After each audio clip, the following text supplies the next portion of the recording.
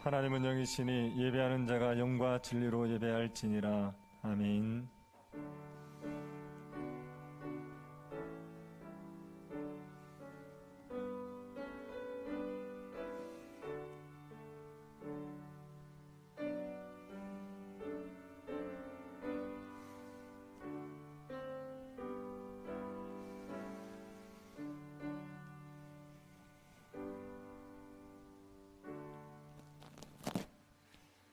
보좌에 계신 하나님 앞에 주의 백성들이 모여 예배하게 하시니 감사를 드립니다. 우리들의 예배 가운데 주님께서 함께하여 주옵소서. 주의 은혜로 우리의 영혼을 솟게 하여 주시고 우리의 영혼이 외양간에서 뛰어나온 송아지같이 힘있게 하여 주옵소서. 주의 성령으로만 우리를 새롭게 하실 수 있사오니 이 시간 성령의 역사를 우리에게 허락하여 주옵소서. 걸어가신 예수님 이름으로 기도드립니다. 아멘. 찬송가 15장 찬양하겠습니다.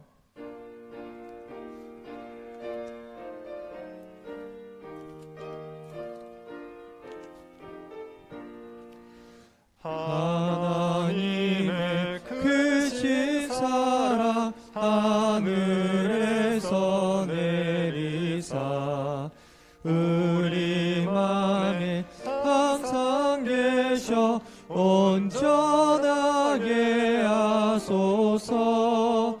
우리 주는 자비하사 무한무한하시니 두려워서 떠는 자를 구원하여 주소서. 걱정 근심 많은 자를 성령 감하시며 복과 은혜 사랑받아 평안하게 하소서. 처음과 끝이 되신 주님 항상 인도하셔서 마귀 유혹받는 것을 속히 끊게 하소서. 전능하신 아버지여 주의 능력 주시고 우리 맘에 임하셔서 떠나가지 마소서. 주께 영광 항상 돌려 천사처럼 섬기며 주의 사랑 영원토록 찬송하게 하소서. 우리들이 거듭나서 흠이 없게 하시고 주의 크신 구원받아 온전하게 하소서. 영광에서 영광으로 천국까지 이르러 크신 사랑 감격하여 경배하게 하소서. 아멘. 사도신경으로 신앙 고백하겠습니다. 전능하사 천지를 만드신 하나님 아버지를 내가 믿사오며 그 외아들 우리 주 예수 그리스도를 믿사오니 이는 성령으로 잉태하사 동정녀 마리아에게 나시고 본디오 빌라도에게 고난을 받으사 십자가에 못 박혀 죽으시고 장사한 지 사흘 만에 죽은 자 가운데서 다시 살아나시며 하늘로 오르사 전능하신 하나님 우편에 앉아 계시다가 저리로서 산자와 죽은 자를 심판하러 오시리라. 성령을 믿사오며 거룩한 공예와 성도가 서로 교통하는 것과 죄를 사하여 주시는 것과 몸이 다시 사는 것과 영원히 사는 것을 믿사옵나이다. 아멘. 박경수 장로님 기도하시겠습니다.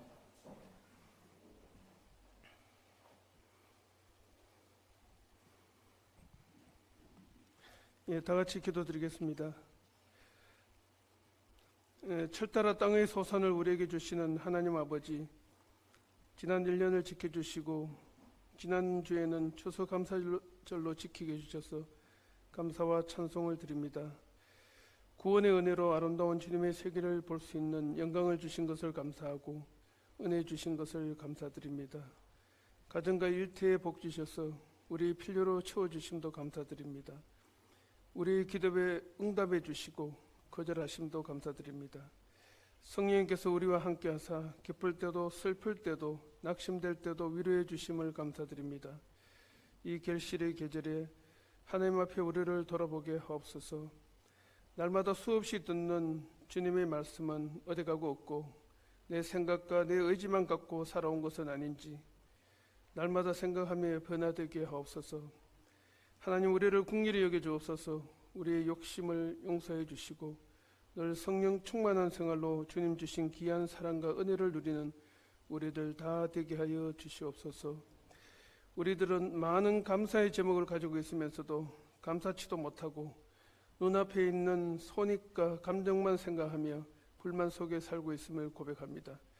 주님께서는 항상 기뻐하라, 쉬지 말고 기도하라, 범사에 감사하라 라고 하셨는데 감사치 못한 저희들의 부족함을 용서해 주시고 감사와 찬양을 드릴 수 있는 큰 믿음을 허락하여 주시옵소서.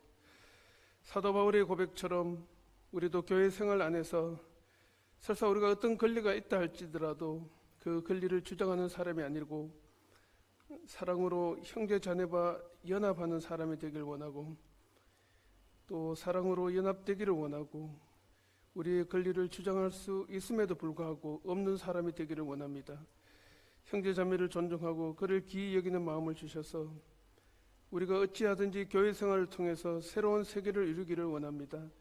교회 생활과 가정 생활이 다 하나가 되어서 세상 앞에 본이 되기를 원합니다.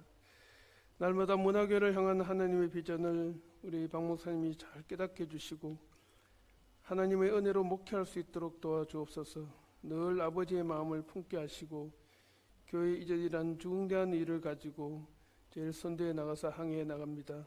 아버지 하나님 함께하여 주시옵소서. 국가적으로 깊어가는 갈등이 하나님의 은혜로 안정되게 해주시고 또 코로나 백신이 빨리 개발이 되어서 이 위난이 종식이 되고 신앙생활이 정상화되고 세상 모든 것들이 회복되게 해주시옵기를 원합니다. 특별히 이 민족을 긍휼히 여겨주시사 이 민족이 하나님을 경외하는 민족 되게 해 주옵소서. 하나님 아버지, 이 땅에서의 수고를 위로해 주시고 우리 교회가 물된 동산 같은 교회 되게 하셔서 저희의 기쁨과 찬송이 끊어지지 않게 하여 주옵소서. 종의 기도와 주의 이름을 경외하며 기뻐하는 우리 모두의 기도를 들어주시고 하나님의 영으로 거듭나서 생각이 바뀌고 삶의 방식이 바뀌어서 예수님 계시다고 하는, 하나님 계시다고 하는 구원 얻은 사람들이 날마다 되어지는 삶을 살게 하시고 하나님 말씀 날마다 묵상하면서 변화되어서 삶의 표적이 되고 기사화되면서 많은 사람들이 하나님을 칭송하고 찬송하고 우리 때문에 예수 믿는 사람이 점점 더 늘어나는 새로운 역사를 선행하는 우리 모두 다 되기를 기도합니다. 언제나 우리가 생각하고 기도했던 것보다도 더 많이 채워주시고 더 좋은 것으로 이루어주시는 하나님을 찬양합니다. 교회 이전 문제도 내가 원하는 교회만 주장할 것이 아니라 다수가 원하고 주님이 원하는 교회당으로 잘 진행되게 해 주시옵소서.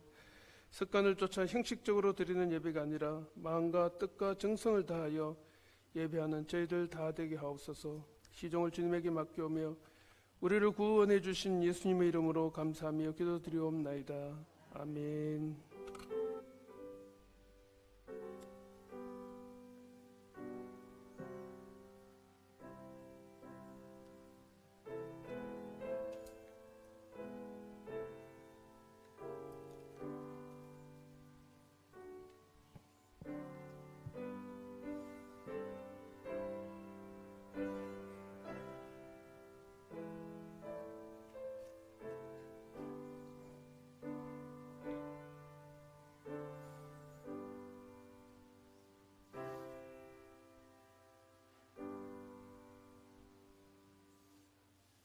말씀을 보겠습니다. 마가복음 9장 30절부터 37절 말씀입니다.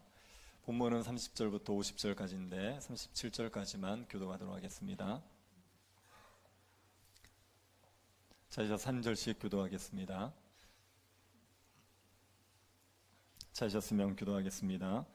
곳을 떠나 갈릴리 가운데로 지날 새 예수께서 아무에게도 알리고자 아니하시니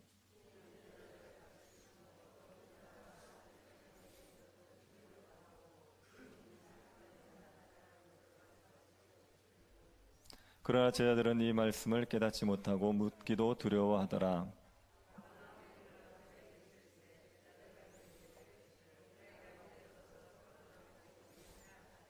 그들이 잠잠하니 이는 길에서 서로 누가 크냐 하고 쟁론하였음이라.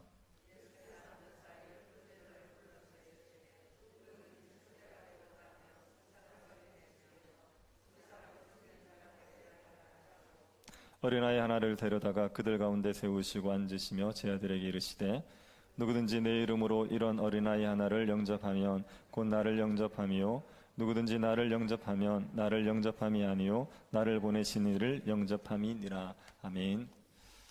어떤 가문에 신비한 반지가 하나 전해져 내려오고 있었습니다. 이 반지를 끼게 되면 성품이 온화해지고 성실하게 되어서 사람들에게 많은 사랑을 받게 됩니다. 이 반지가 그 가문에 대대로 전해져 내려왔고 반지를 끼는 사람들에게 반드시 이런 효력이 나타났습니다. 오랫동안 반지가 전해져 내려오던 중에 한 아버지, 세 아이를 가진 아버지에게 이 반지가 전해졌습니다. 근데 이 아버지는 세 아이를 다 똑같이 사랑했습니다. 너무 세 아이들을 똑같이 사랑하다가 보니까 한 아이에게만 이 반지를 주는 게 너무 마음이 아픈 겁니다. 그래서 이 아버지가 고민을 하다가 그 반지랑 겉보기에 똑같은 두 개의 반지를 더 만듭니다. 그냥 봐서는 어느 게 진짜인지 알 수 없도록 세 개의 반지를 만들었습니다. 그러고 나서 그것을 하나씩 불러서 반지를 줬습니다. 아들들은 아버지에게 개인적으로 반지를 받았기 때문에 자기만 반지를 받았다고 생각을 했죠. 근데 아버지가 돌아가고 나서 세 아들이 다 반지를 받았다는 것을 알게 되었습니다. 세 아이들이 모여서 논쟁을 했습니다. 어느 게 진짜 반지인지. 자기들끼리 아무리 논쟁을 해도 답을 찾을 수 없자 재판관에게 가서 도움을 구했습니다. 어느 게 진짜 반지인지 좀 판결해 주십시오. 재판관이 그 말을 듣고는 이렇게 얘기합니다. 저로서는 어느 게 진짜인지 판단할 수 없습니다. 그런데 당신들은 어느 게 진짜인지 증명할 수 있습니다. 당신들이 그 반지를 끼고 있는 사람이 누군가 그 진짜 반지를 끼고 있다면 그 사람은 반드시 온화해지고 성실해지게 될 겁니다. 그러면 그 사람이 정말 반지를 끼고 있다는 게 증명이 되는 겁니다. 그렇게 이야기를 했습니다. 반지를 꼈을 때 그 반지가 반드시 사람을 온화하고 또 성실하게 만들어내는 반지라면 그 반지를 낀 사람들은 그 삶의 모습이 반드시 나타나겠지요. 그 삶의 모습이 나타나면 진짜 반지를 끼고 있는 거고 그렇지 않으면 가짜인 겁니다. 복음의 진리도 마찬가지입니다. 복음의 진리를 가지고 있으면 반드시 삶으로 드러나게 되어 있습니다. 복음의 진리를 가지면 삶의 변화들은 반드시 따라오게 되어 있습니다. 복음을 가졌는데 복음에 합당한 삶이 없다. 그러면 그 사람이 가진 복음이 가짜겠죠. 그 사람은 복음을 가졌다고 말할 수가 없습니다. 참된 복음을 가지면 그 복음에 합당한 삶이 반드시 드러나게 되어 있습니다. 복음에 합당한 삶, 복음을 가졌을 때 우리에게 반드시 결과되는 삶은 어떤 삶이겠습니까? 여러 가지가 있겠지만 오늘 본문에서는 그것이 화목이다, 화평이다 이렇게 이야기하고 있습니다. 50절 한번 보시겠습니까? 너희 속에 소금을 두고 서로 화목하게 하라 하시니라. 소금을 두고 서로 화목하라 그러지요. 화목함, 이것이 복음을 가진 사람들에게 결과되어지는 삶의 모습입니다. 복음의 진리를 가지고 있으면 어디서든지 사람들과 화목하게 지내게 되어 있습니다. 가정에서 가족들과 화목하게 지내게 됩니다. 그리고 교회에서 성도들과 화목함을 이루게 되고 직장에서도 믿지 않는 사람들조차도 화평한 관계를 맺으면서 살아가게 되는 겁니다. 복음을 가졌다고 말하는데 가는 곳마다 분열과 다툼을 일으키고 있다면 그러면 그 사람이 정말 복음의 진리를 가졌다고 말하기 어렵겠지요. 복음을 가진 사람들은 분열과 다툼이 많은 이 세상 가운데서 갈등과 분열을 종식시키고 화목함을 이뤄낼 수 있는 그런 사람들입니다. 왜 그런지 오늘 본문이 우리에게 그 이유를 설명해 주고 있습니다. 예수님께서 변화산에서 내려오셨습니다. 그리고 귀신 들린 아이를 고쳐주시지요. 그러고 나서 예수님이 갈릴리를 지나 가십니다. 예루살렘을 향해서 가시는 겁니다. 예수님이 예루살렘으로 가시는 것은 십자가를 지기 위하심이죠. 고난과 죽음을 통과하고 부활하시기 위해서 예루살렘을 향하여서 가시는 겁니다. 예루살렘에 가시는 길에 예수님은 제자들에게 교육을 하는데 모든 힘을 쏟으십니다. 그 예루살렘에 가는 길 동안 무리들을 가르치거나 아니면 병든 자를 고치거나 이런 일들을 절제하시고 제자들에게 가르침을 주기 위해서 최선의 노력을 하시지요. 제자들에게 가르치고 싶은 것은 뭐냐면 예수님이 그리스도긴 그리스도신데 고난과 죽음과 부활을 이룰 그 그리스도라는 걸 가르쳐주고 싶은 겁니다. 그것을 끊임없이 제자들에게 교육하고 있습니다. 30절 31절 한번 보십시오. 그곳을 떠나 갈릴리 가운데로 지날새 예수께서 아무에게도 알리고자 아니하시니 이는 제자들을 가르치시며 또 인자가 사람들의 손에 넘겨져 죽임을 당하고 죽은 지 3일 만에 살아나리라는 것을 말씀하셨기 때문이더라. 예수님께서 제자들에게 죽음과 부활을 말씀하셨습니다. 이것은 베드로의 신앙 고백을 받고 그러고 나서 그때부터 가르치신 내용이죠. 내가 그리스도지만 죽고 그리고 부활할 그리스도다. 이것을 계속 가르치셨습니다. 예루살렘에 가던 중에도 이 말씀을 가르치십니다. 그런데 제자들이 이 말씀을 깨닫지를 못하는 겁니다. 32절 한번 보십시오. 그러나 제자들은 이 말씀을 깨닫지 못하고 제자들은 예수님이 하시는 말씀이 무슨 말인지를 못 알아듣습니다. 이것은 예수님의 말 자체를 이해 못했다는 것이 아니라 그 말의 뜻을 몰랐다는 말입니다. 만약에 제가 여러분에게 헬라어로 얘기하면 여러분이 무슨 말인지 못 알아들으시겠죠. 이런 의미에서 제자들이 못 알아들었다 이렇게 얘기하는 게 아닙니다. 제자들은 예수님이 십자가에 죽으시고 그리고 부활하실 거다 이 내용을 알아들었습니다. 하지만 왜 그렇게 하셔야 되는지가 이해가 안 되는 거죠. 예수님의 십자가 죽음과 부활의 필연성을 조금도 깨닫지 못하는 겁니다. 이런 경우를 한번 생각해 보십시오. 어떤 중년의 아버지가 중학생 아들을 두고 얘기합니다. 아들아, 내가 모든 재산을 다 팔아서 다른 사람에게 나눠주고 그리고 아프리카에 가서 가난한 사람들에게 복음을 전해야겠다. 하나님이 나에게 이 사명을 주셨고 우리가 이 일을 감당하면 하나님이 우리에게 복을 주실 거야. 이렇게 얘기했다고 해보십시오. 중학생 아이가 이걸 이해하겠습니까? 아빠의 말 자체를 모르는 게 아니라 왜 그렇게 해야 되는지를 공감할 수 없죠. 복음을 모르는데 하나님을 모르는데 이런 이야기 자체는 이해가 안 되는 겁니다. 제 아들이 지금 이 십자가와 부활을 이해 못한다는 게 그런 의미에서 이해가 안 되는 겁니다. 이해가 안 되면은 제 아들이 예수님에게 물어야 되죠. 왜 그렇게 하셔야 되는지를 자세히 물어야 되죠. 그런데 제 아들은 묻지도 않습니다. 묻는 것 자체를 싫어합니다. 제 아들은 십자가라는 말 자체를 듣기 싫은 거예요. 제 아들은 예수님이 십자가에 죽으시고 부활하시고 이런 이야기를 자세히 알고 싶지 않은 겁니다. 그래서 아예 알기조차를 거부하고 있었습니다. 그 대신에 예수님의 제 아들이 길을 가는 중에 열띤 논쟁을 했습니다. 예수님과 길을 같이 가면서 예수님과 좀 떨어져서 걸었던 거죠. 제 아들끼리 길을 가면서 서로 열띠게 논쟁을 했습니다. 예수님이 숙소에 가서 물으시는 거예요. 너희들이 길에서 논쟁한 게 무엇이냐? 제 아들이 그때 아무런 이야기를 못합니다. 왜 얘기를 못합니까? 이들의 한 토론은, 이들의 한 논쟁은 예수님의 뜻과 어긋나는 거거든요. 34절 한번 보십시오. 그들이 잠잠하니 이는 길에서 서로 누가 크냐 하고 쟁론하였음이라. 제 아들이 열띤 토론한 내용이 뭐냐 하면 누가 크냐, 누가 첫째냐, 누가 높은 사람이냐 이걸 가지고 열띤 토론을 했던 겁니다. 제 아들은 예수님께서 예루살렘에 죽으러 가신다고 하는 말을 이해하지 못하고 있는 거예요. 지금 예수님은 십자가에서 죽으실 거라고 부활하실 거라고 이 얘기를 하고 있는데 길을 가면서 이들은 열띤 토론하는 겁니다. 내가 더 큰 제자다. 내가 더 높아져야 된다. 이 얘기를 하고 있는 겁니다. 제 아들은 예수님이 예루살렘에 가면 왕위에 오를 거라고 생각했습니다. 십자가에 죽으시는 것이 아니라 다윗의 후손으로 오신 예수님이 사람들의 열렬한 환호를 받으면서 왕자에 오를 거라고 생각했어요. 그 왕자에 오르게 되면 누가 영의정이 할 거냐는 거예요. 누가 우의정을 할 거냐는 겁니다. 누가 그 나라에서 최고의 자리에 오를 것이냐, 이걸 가지고 서로 싸우고 있는 겁니다. 내가 먼저 부름을 받았으니까, 내가 더 예수님의 말씀을 더 아니까, 내가 더 높아져야 된다, 내가 더 커져야 된다, 내가 첫째가 된다, 이 논쟁을 하고 있는 거죠.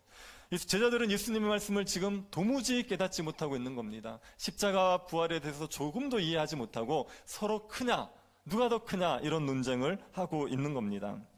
예수님께서 이 제자들에게 뭐라고 하십니까? 35절 한번 보십시오. 예수께서 앉으사 12제자들을 불러서 이르시되 누구든지 첫째가 되고자 하면 뭇사람의 끝이 되며 뭇사람을 섬기는 자가 되어야 하리라 하시고, 예수님이 딱 앉으셨죠. 이 유대의 문화에서는 앉는다는 얘기는 가르침을 한다는 겁니다. 유대 문화에서는 랍비들이 앉습니다. 그리고 제자들이 서서 듣는 거죠. 그래서 예수님께서 앉으셨다, 이 얘기는 랍비로서 공식적인 가르침을 가르치신다는 겁니다. 제자들을 불러놓고 말하십니다. 뭘 가르쳐 주십니까? 첫째가 되는 방법을 가르쳐 주시는 거예요. 제자들은 지금 누가 크냐, 누가 첫째가 되느냐, 이걸 가지고 열띠게 논쟁을 했는데 예수님께서 그 제자들에게 첫째가 되는 방법이 무엇인지를 설명해 주는 겁니다. 그들이 첫째가 되려고 하는 욕망을 품은 것 자체를 뭘 하시기보다는 어떻게 하는 게 첫째가 되는 것인지를 알려주시는 겁니다. 예수님이 제시하는 방법이 뭡니까? 첫째가 되는 방법을 무엇이라고 말씀하십니까? 뭇사람의 끝이 되는 거예요. 뭇사람을 섬기는 자가 되는 겁니다. 그게 첫째가 되는 방법이라고 말하는 겁니다. 뭇사람의 끝이 된다는 얘기는요, 사람들 중에 가장 낮은 사람의 종이 된다는 의미예요. 사람들 중에 사람들이 그렇게 인정하지 않는 사람들이 있겠죠. 사람을 계층으로 나눌 수 없지만 세상적인 기준에서 보면 정말 낮은 자, 그 낮은 자의 종이 되는 것, 그 낮은 자를 섬기는 것, 그게 뭇사람의 끝이 되는 겁니다. 뭇사람의 끝이 되면 그 사람은 첫째가 될 거다, 그 사람은 가장 높은 자가 될 거다, 이걸 예수님께서 알려주신 겁니다. 예수님의 이 말씀은 세상의 원리와 전혀 다른 겁니다. 세상에서 첫째가 되는 방법은 무엇입니까? 세상에서 첫째가 되는 방법은 섬김을 받는 자가 되는 거예요. 사람들이 자기를 다 섬겨주면 그 사람이 첫째죠. 그 사람이 가장 높은 사람입니다. 사람들이 자기를 섬기게 하려면 우리에게는 뭐가 있어야 됩니까?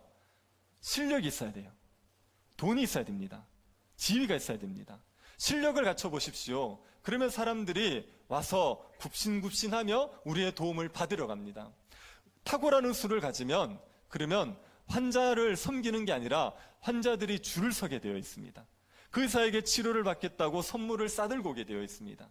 돈이 많아 보십시오. 그러면 사람들이 얼마나 잘 섬겨줍니까? 밥을 해주죠. 옷을 다려주죠. 차를 세차해주죠. 필요한 모든 것들을 제공합니다. 회장님, 사장님이 되어 보십시오. 그러면 모든 직원들이 그 앞에서 고개를 숙이지 않습니까? 한마디만 하면 일사불란하게 움직이지 않습니까? 사람들에게 이런 섬김을 받으면 그 사람은 첫째가 된다고 생각하는 겁니다. 이게 세상의 방식이죠. 세상의 원리입니다. 그런데 예수님이 다른 원리를 얘기하시는 거예요. 그렇게 세상에서 사람들의 섬김을 받는 자가 되는 게 첫째가 아니라 세상에서 가장 낮은 자들의 종이 되는 게 그게 첫째가 되는 방법이라고 얘기하시는 겁니다. 여러분, 세상의 원리가 맞습니까? 아니면 예수님이 말씀하신 이 하나님 나라의 원리가 맞습니까? 사람들이 세상의 원리를 이야기하면 상식적이라고 얘기해요. 그게 맞는 얘기죠. 현실적인 이야기입니다. 이렇게 얘기합니다. 예수님이 말씀하시는 섬기는 자가 첫째가 된다는 것을 이야기하면 이성적이라고 얘기해요. 이거는 현실적이지 않고 맞지 않는 얘기라고 말합니다. 그런데 여러분, 인류 역사를 한번 살펴보십시오. 정말 첫째가 된 사람들이 어떤 사람인지를 한번 보십시오. 사람들에게 섬김을 받기 위해서 많이 가졌던 사람들, 사람들에게 섬김을 받기 위해서 돈을 쌓으려 했던 부자들, 그들이 사람들에게 존경을 받았습니까? 그들이 사람들에게 위인이라고 칭송을 받았습니까? 사람들을 짓누르고 짓밟으면서 올라간 자들, 그래서 사람들을 위해 군림하려고 했던 자들이 역사의 길이 나을 만한 그런 위대한 사람으로 인정을 받습니까? 세상에서도 인정하고 세상에서도 칭송하는 사람들은 다 낮아졌던 사람들이에요. 낮아져서 섬김을 하려던 사람들을 세상 사람들이 위인이라고 말하는 겁니다. 우리는 마더 테레사를 기억하지 않습니까? 마더 테레사가 굉장한 지위에 있었던 사람입니까? 아니요. 그 인도에서 빈민들을 섬겼던 것 때문에 마더 테레사를 위대한 위인으로 인정하는 것 아닙니까? 슈바이처 박사를 우리가 존경하죠. 의사라는 그 최고의 지위에 올라서도 아프리카에 있는 사람들을 위해서 그것을 버리고 섬김의 자리를 감당했기 때문에 우리가 그 슈바이처 박사를 존경하지 않습니까? 우리나라에서 위대한 왕이라고 칭송받는 왕이 누구지요? 조선왕조에서 최고의 왕은 세종대왕입니다. 세종대왕이 백성들을 사랑해서 어떻게든 백성들을 위해서 수고를 감당했으니까 우리가 그 왕을 인정해 주지 않습니까? 이순신 장군이 임진왜란 때 목숨을 걸고 백성들을 위해서 싸워줬기 때문에 아직도 이순신 장군을 기르고 있지 않습니까? 인류 역사에서 위대하다고 말하는 사람들, 인류 역사에서 우리가 높이는 사람들은 다 낮아졌던 사람들이에요. 자기의 것들을 희생하고 다른 사람을 섬겼던 사람들을 우리가 높이지, 다른 사람들을 위해서 섬김을 받았던 사람들은 그 사람이 지나가면 다 잊어버리고 마는 겁니다. 그래서 예수님께서 말씀하신 이 원리, 섬기는 자가 높아진다는 것이, 이것이 정말 현실적이고 상식적인 원리입니다. 예수님께서 이것을 친히 증명하신 분이에요. 예수님이 땅에 오셔서 그 높으신 분이 사람들에게 섬김을 받으려고 하지 않으셨죠. 예수님이 땅에 오신 목적이 무엇이라고 말씀하십니까? 마가복음 10장 45절입니다. 인자가 온 것은 섬김을 받으려 함이 아니라 도리어 섬기려 하고 자기 목숨을 많은 사람의 대속물로 주려 함이니라. 이게 예수님께서 이 땅에 오신 목적이에요.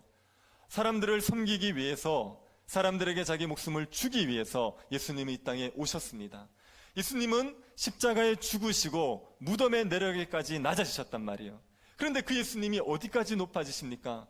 하나님 보좌 우편에서 온 세상을 통치하는 왕이 되셨단 말이에요. 십자가에서 죽으신 그분이 온 땅의 왕이 되셔서 세상을 다스리게 되셨습니다. 그러니 예수님의 말씀처럼 섬기려는 자가, 무사람의 끝이 되는 자가 첫째가 된다는 원리를 예수님 친히 보여주셨던 겁니다. 이 하나님의 원리를 따라 살아갈 때, 정말 낮은 자가 되어서 섬기는 자가 될 때 하나님 나라에서 가장 높은 자가 될 수가 있습니다.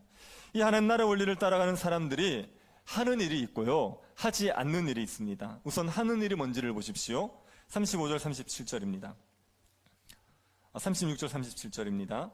어린아이 하나를 데려다가 그들 가운데 세우시고 앉으시며 제 아들에게 이르시되 누구든지 내 이름으로 이런 어린아이 하나를 영접하면 곧 나를 영접하며 누구든지 나를 영접하면 나를 영접함이 아니요 나를 보내신 이를 영접함이니라.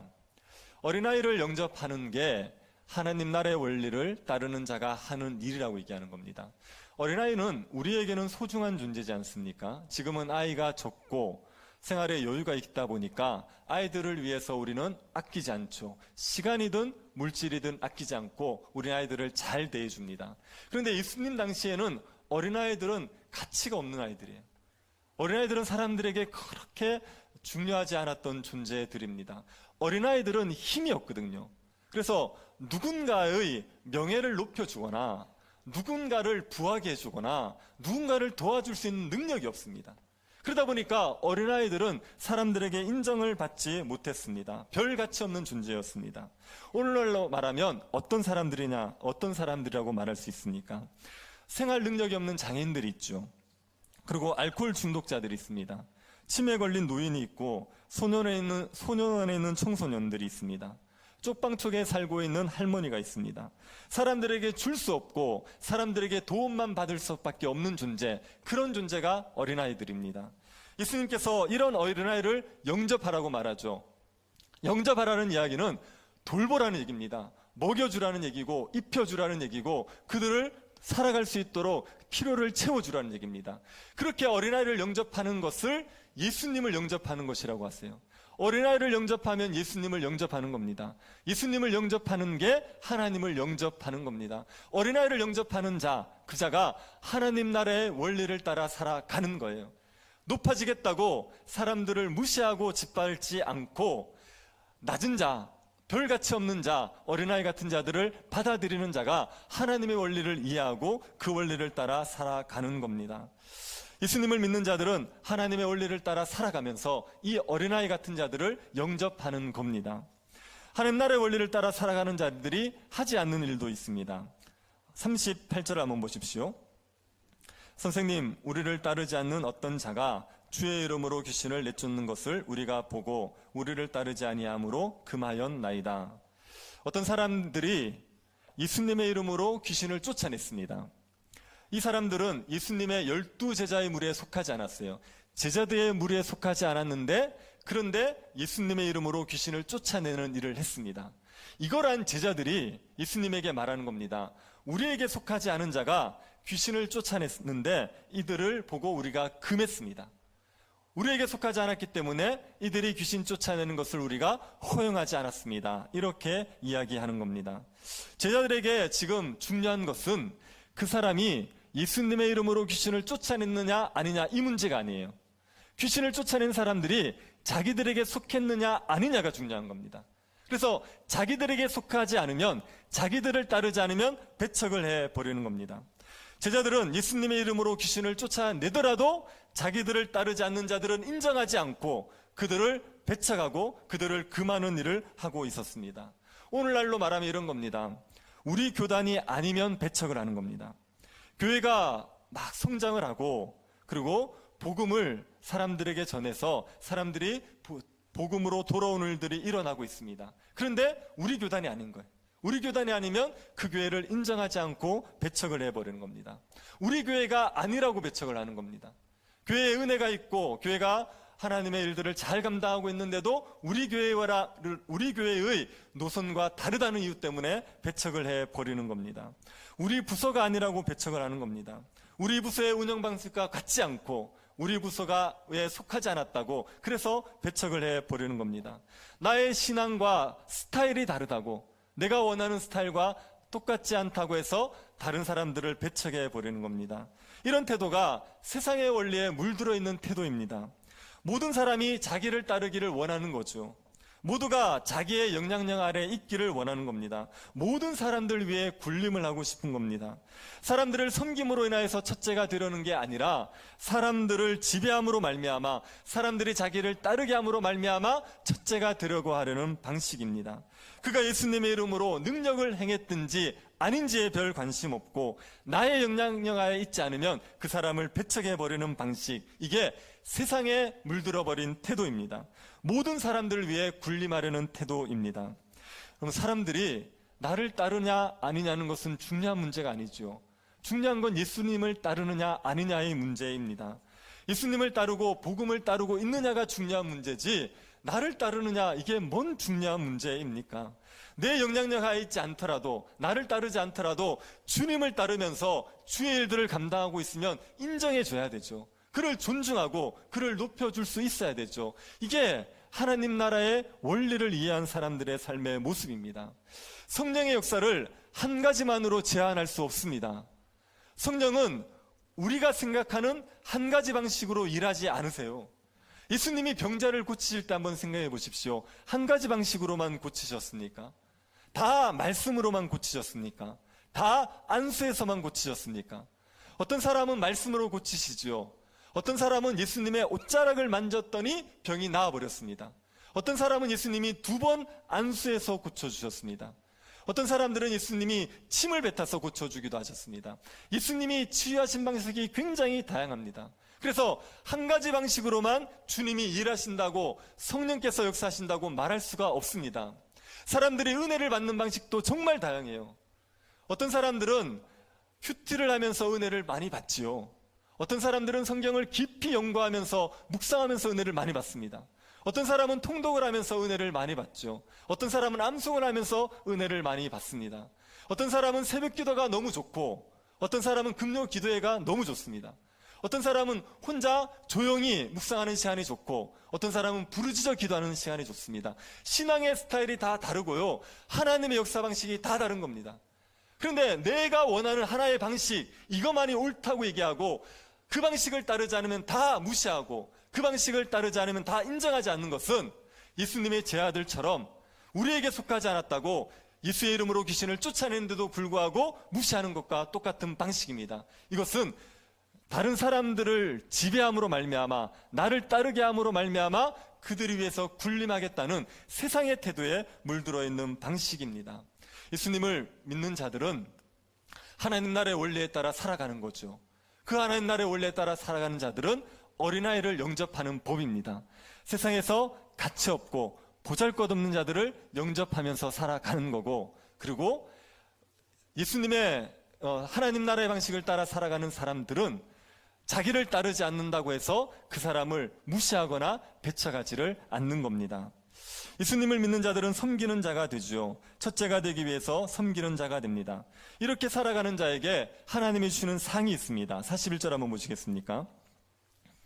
누구든지 너희가 그리스도에게 속한 자라 하여 물 한 그릇이라도 주면 내가 진실로 너에게 이르노니 그가 결코 상을 잃지 않으리라. 그리스도에게 속하였다는 이유 때문에 물 한 그릇이라도 주는 선을 베풀면 하나님께서 결코 상을 잃지 않게 하시는 겁니다. 어린아이 같은 자라도 예수님 때문에 그를 섬기지 않습니까? 그에게 물 한 그릇이라도 주면 그 섬김을 하나님이 기억하시고 하나님께서 상을 주시게 되어 있습니다. 예수님 때문에 다른 사람을 섬기면 반드시 상이 있습니다. 예수님 때문에 교회에서 만나는 사람들을 친절하게 대하면 그 사람에게 상이 있습니다. 예수님 때문에 어려움에 처한 사람에게 밥 한 그릇이라도 사주면 하나님께서 주시는 상이 있습니다. 반드시 하나님이 주시는 상을 받게 되어 있습니다.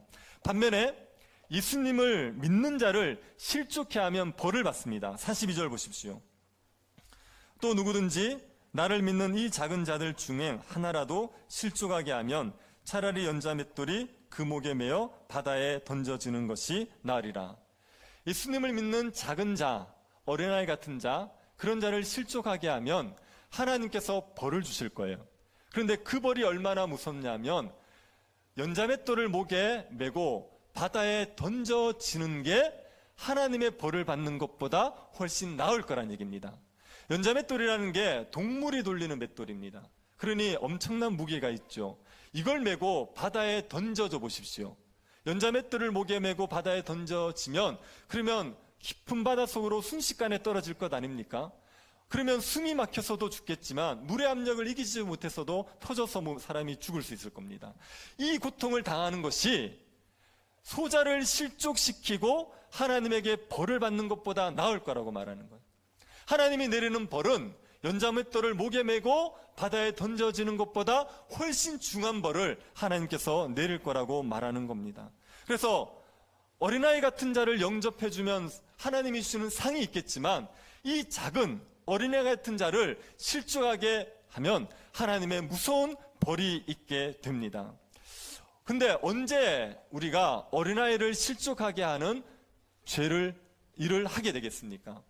교회에서 어린아이들을 실족하게 하는 일은 언제 일어나겠습니까? 이거는 교회가 세상의 방식에 물들어 버릴 때입니다. 첫째가 되고자 하면 섬기는 자가 되는 게 하나님 나라 방식이죠. 이 방식을 따라가면 교회에서 실족할 사람이 없습니다. 그런데 섬김을 받으려고 하는 겁니다. 세상의 것들을 가지고 사람들에게 섬김을 받으려고 하고 세상의 것들을 가지고 자기가 첫째가 되려고 애쓸 때, 그럴 때 교회에서 실족하는 일들이 일어나게 되는 겁니다. 교회에서는 돈이 있건 돈이 없건 서로 섬기는 게 맞습니다. 교회에서는 지위가 높건 낮건 간에 서로 섬기는 게 맞습니다. 배웠던 못 배웠던 간에 서로 섬기면서 살아가야 되는 겁니다. 그런데 세상의 것들을 가지고 교회에서 자꾸 섬김을 받으려고 하는 거예요. 돈이 좀 있다고 교회에서 섬김을 받으려고 하는 겁니다. 지위가 있다고 교회에서 섬김을 받으려고 하는 겁니다. 세상의 방식 가지고 교회에서 높아지려고 하고 교회가 그것들을 인정하기 시작하면 그러면 소자들이 실족을 하게 되어 있습니다. 서로 섬기려는 데서는 실족하는 자들이 생겨나지 않겠지만 세상의 방식을 가지고 섬김을 받으려고 할 때 그때 소자들이 실족하는 일들이 일어나게 되어 있습니다.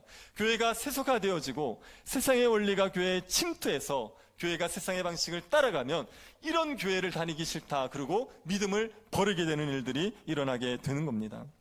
교회에 가난한 성도가 왔는데 그 성도가 가난하다고 무시해 보십시오. 그 성도가 못 배웠다고 무시해 보십시오. 그러면 그 사람이 교회를 나오고 싶겠습니까? 교회에서도 여전히 세상의 방식이 통용되는 것을 보면 실족해서 예수 그리스도를 떠나지 않겠습니까? 이게 소자를 실족하게 만드는 겁니다.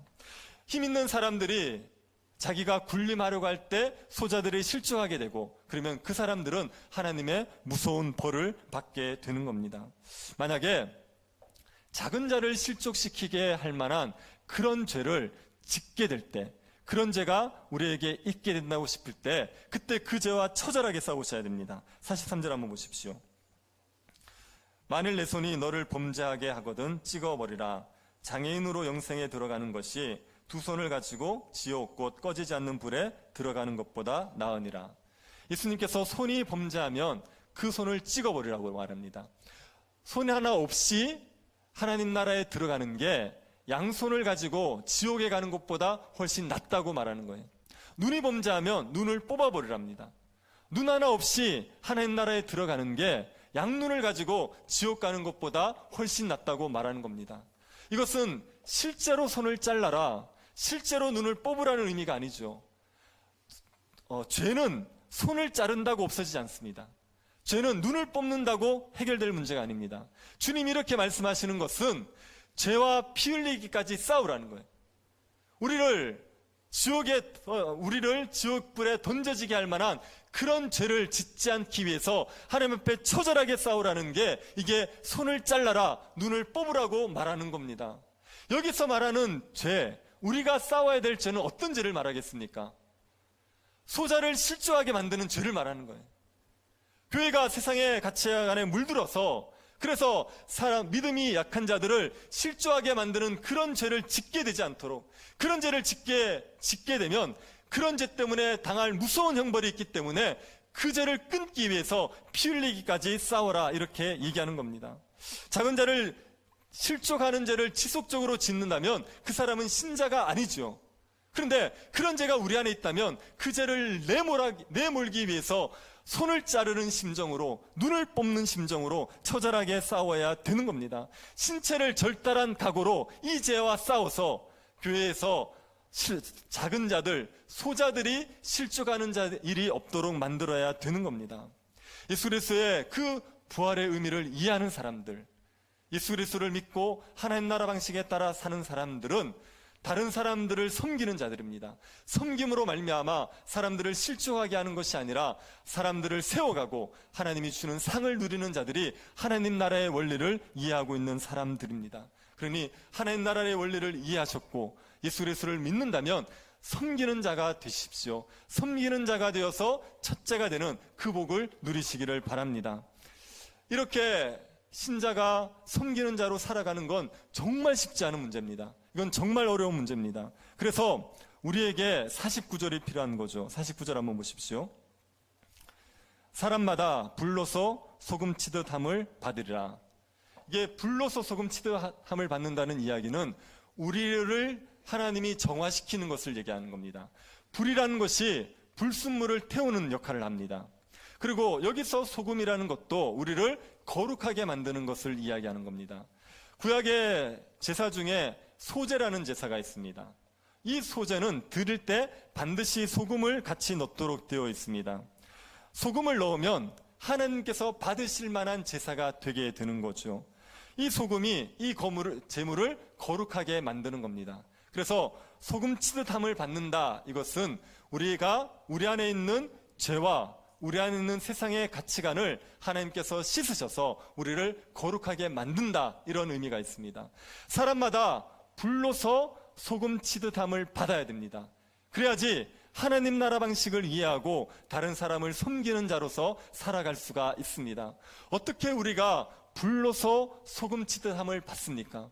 어떻게 우리가 세상의 가치관들을 다 내어버리고 하나님 나라의 원리를 이해하고 정말 섬기는 자로 살아갈 수가 있습니까?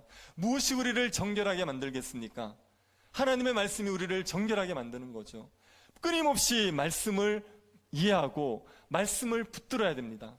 끊임없이 말씀의 원리를 우리의 삶에 체화시키기 위해서 노력해야 됩니다. 십자가에서 죽으신 예수 그리스도를 이해하고 그 예수 그리스도를 따르기를 힘쓰면서 끊임없이 말씀을 가까이 해야지 우리가 불로서 소금치듯함을 받을 수가 있습니다. 그리고 우리를 연단하는 또 하나의 방식이 고난입니다. 하나님께서 우리에게 고난을 주시는 것은 세상의 가치관을 버리게 하기 위한 거예요.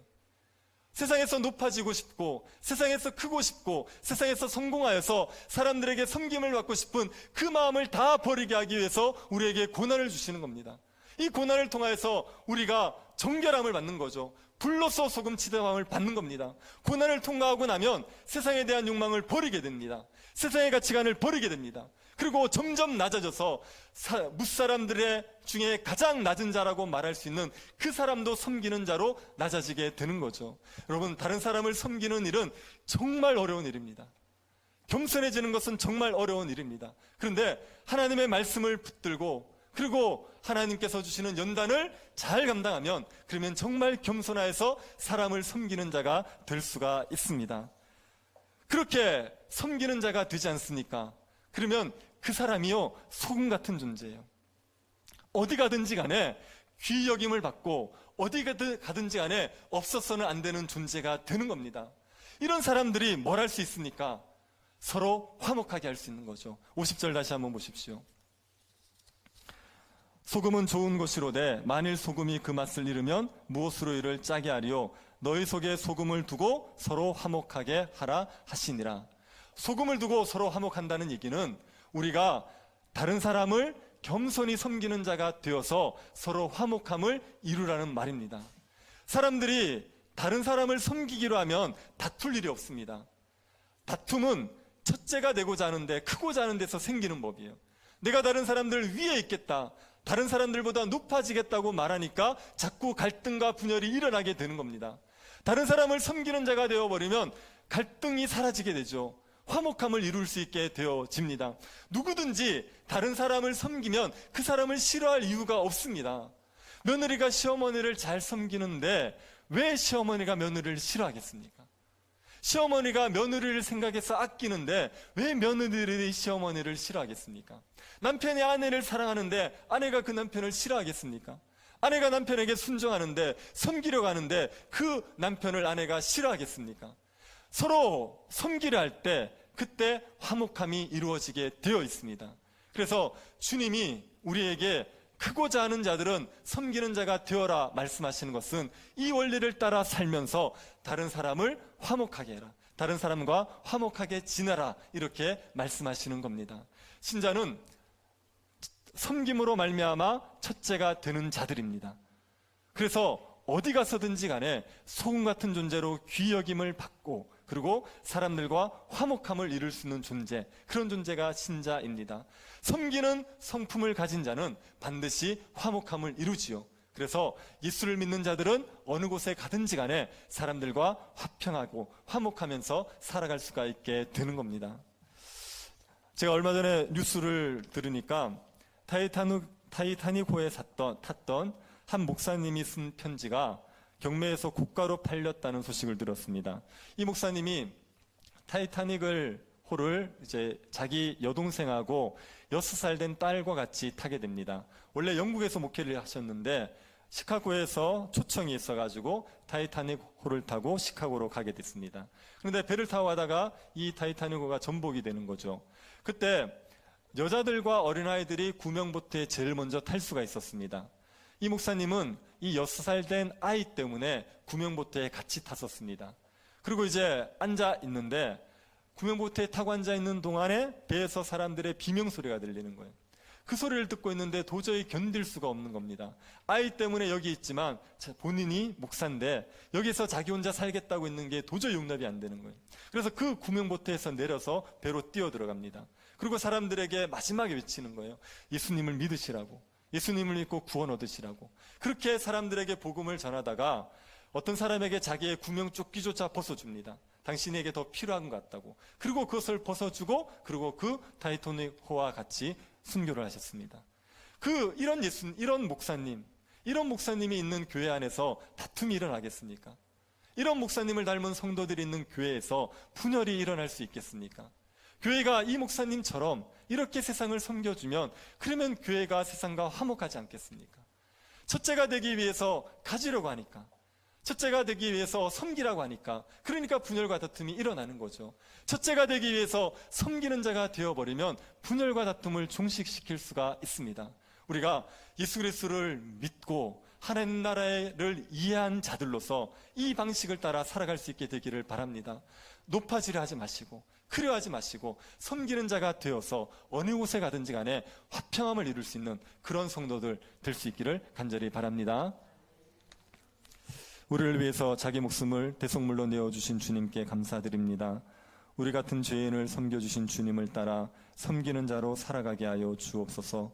첫째가 되고자 하면 섬기는 자가 되라고 하신 말씀에 순종하여 어린아이들까지 섬기면서 살아가게 하여 주옵소서.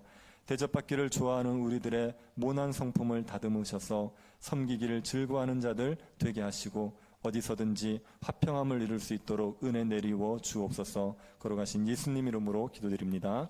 아멘. 찬송가 293장 부르시면서 하나님 앞에 봉헌하도록 하겠습니다.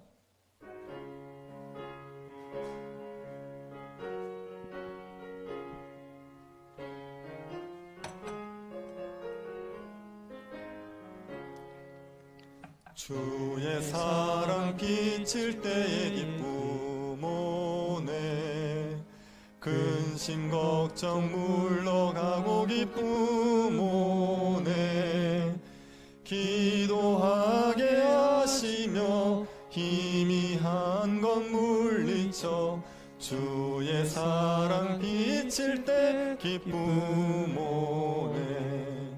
그 큰 사랑 내 마음속에 충만하게 비칠 때에 찬송하네. 그 큰 사랑 내 마음속에 화평함과 기쁨 주네. 그 큰 사랑 주의 사랑 비칠 때에 이 세상은 아름답고 활기차게 다 변하네. 화평 중에 내 영혼 영광스런 새 생명 다시 찾게 되었네. 그 큰 사랑 그 큰 사랑 내 마음속에 충만하게 비칠 때 찬송하네. 그 큰 사랑 내 마음속에 화평함과 기쁨 주네. 그 큰 사랑 주의 사랑 비칠 때에 이 세상은 어느 슬픔 중한 짐이 다 사라져 우리들의 가는 길 밝히 비춰주시며 복을 받게 하시네. 그 큰 사랑 그 큰 사랑 내 마음속에 충만하게 비칠 때 찬송하네. 그 큰 사랑 내 마음속에 화평함과 기쁨 주네. 그 큰 사랑 주의 사랑 비칠 때의 그 광채가 찬란하게 우리 둘러 비치겠네. 세상 모두 이기고 천국 생활할 때도 주의 사랑 비치네. 그 큰 사랑 그 큰 사랑 내 마음속에 충만하게 비칠 때 찬송하네. 그 큰 사랑 내 마음속에 화평함 큰 사랑. 우리의 목자가 되셔서 우리를 인도하여 주신 하나님께 감사드립니다. 사망의 음침한 골짜기를 지날 때에도 주의 막대기와 지팡이로 우리를 보호하여 주심을 감사드립니다.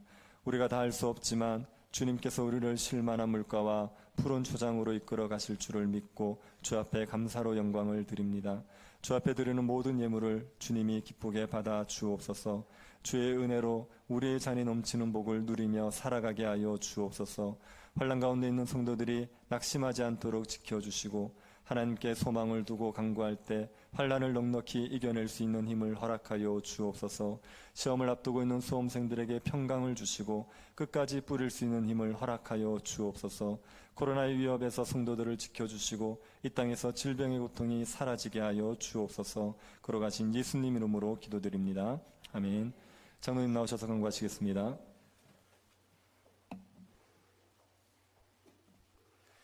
예, 새로 오신 분이나 여행 중에 오신 분들을 환영합니다. 새가족 등록을 하실 분은 교육자에게 말씀해 주시기 바랍니다. 공동회의 결과는 이천동으로 이전하기로 가결되었습니다. 정기당회 2부 예배 후 정기당회로 모입니다. 추수감사헌금은 총 164분이 참여해서 1121만 1,000원이 헌금되었습니다. 전대 총회는 임원명단을 하셔서 임원명단을 사무실로 제출해 주시기 바라며 인원이 많은 전대는 본당 이용해 주시고 본당 이용 시 사무실에 미리 신청해 주시면 좋겠습니다. 이제 날씨가 추워지고 있습니다. 전열기 사용 시 항상 하대에 주의하시기 바라고 퇴실 시에 반드시 전원을 꺼주시기를 바랍니다. 교우 동정을 말씀드리겠습니다. 예, 김상년 형제 결혼 감사로 떡을 제공하게 됩니다. 감사합니다. 제가 광고를 하나 더 드리겠습니다. 저희가 예배당을 이전하기로 결정을 했는데 지금 일이 끝난 게 아니라 지금부터가 일이 시작이 된 겁니다. 그리고 지금은 예배당 이전 예정지를 구입해야 되는 정말 중요한 일이 있습니다. 온 교회가 이 일에 좀 마음을 모아서 같이 기도하면서 하나님의 은혜를 구해야 됩니다. 그래서 내일부터 우리 새벽 기도회를 좀 많이 좀 참여하셔서 합심해서 기도해 주십시오. 특별 새벽 기도를 해야지 오신다 그래서 특별 새벽 기도회를 자꾸 하라 그러는데 특별 자꾸 붙이지 말고 그냥 합시다. 일반 기도회지만 그래도 정말 교회가 중요한 때를 보내고 있으니까 그러니까 우리 기도하실 수 있는 분들 많이 나오셔서 같이 기도해 주시고 새벽 기도회, 금요 기도에 같이 참여하셔서 하나님의 은혜를 구해서 이 모든 일들이 하나님의 인도 가운데서 이루어질 수 있게 되기를 바랍니다. 우리가 함께 기도하면서 하나님의 은혜를 함께 누릴 수 있게 되기를 바랍니다. 다 같이 일어나셔서 우리 주기도문송 찬송하겠습니다.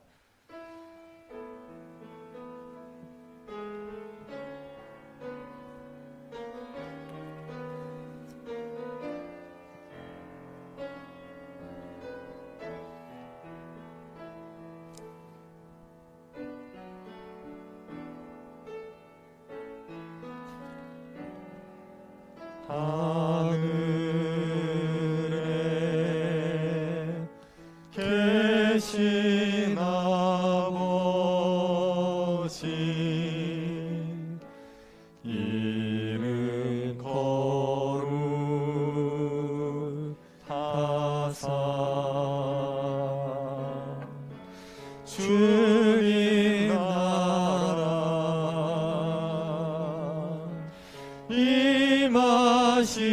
임하시고 뜻이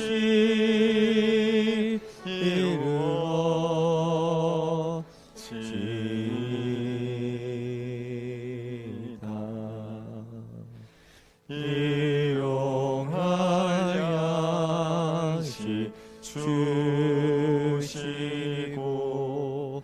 우리들의 큰 죄 다 용서하옵시고 또 시험에 들게 마시고 악에서 구원하소서. 때에 주의 나라 주의 권세 주의 영광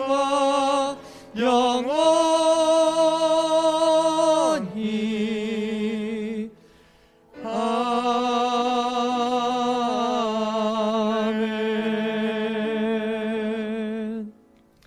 지금은 우리 주 예수 그리스도의 은혜와 하나님의 사랑과 성령의 교통 위로하심이 사랑하는 주의 백성들의 머리 위에 지금으로부터 영원토록 함께 있을지어다. 아멘.